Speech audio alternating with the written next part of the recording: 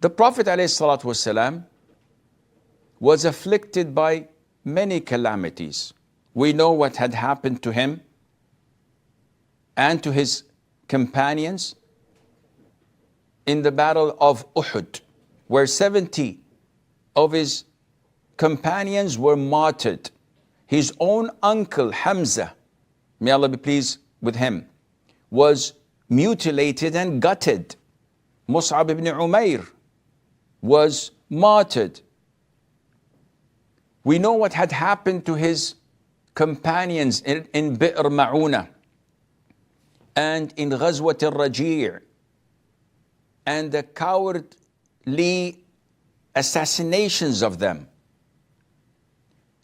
Yet, despite all these calamities, this did not stop the Prophet ﷺ from being happy on the day of Eid, from allowing his wives and family to use the duf on the day of Eid, to sing songs and chant and play, despite all of their calamities and tribulations and sadness, which indicates to us the wisdom of the Sunnah that a lot of the Muslims don't know. Despite what is happening in Palestine, despite the atrocities, despite the barbaric attacks over civilians whom 100 years ago opened their homes to these refugees coming from East Europe and from all over the world, barefooted, no clothes. They took them in. They hosted them in the middle of their houses, only to be kicked out of their houses, of their own houses, by these refugees. And now they're trying to kick them out of their own porches. And now the owners of the land are becoming refugees. And they're killing them. And they're bombing them. And they're putting them in a concentration camp, as if they themselves were not in a concentration camp decades ago, as they claim.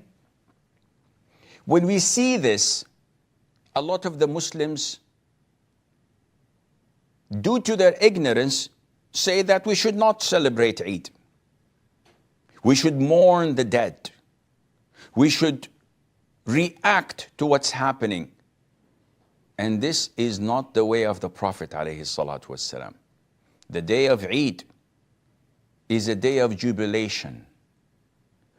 The day of Eid is where you express your servitude, your submissiveness to Allah Azza wa Jal through being happy, through being grateful and expressing your gratitude to Allah for completing the month of Ramadan.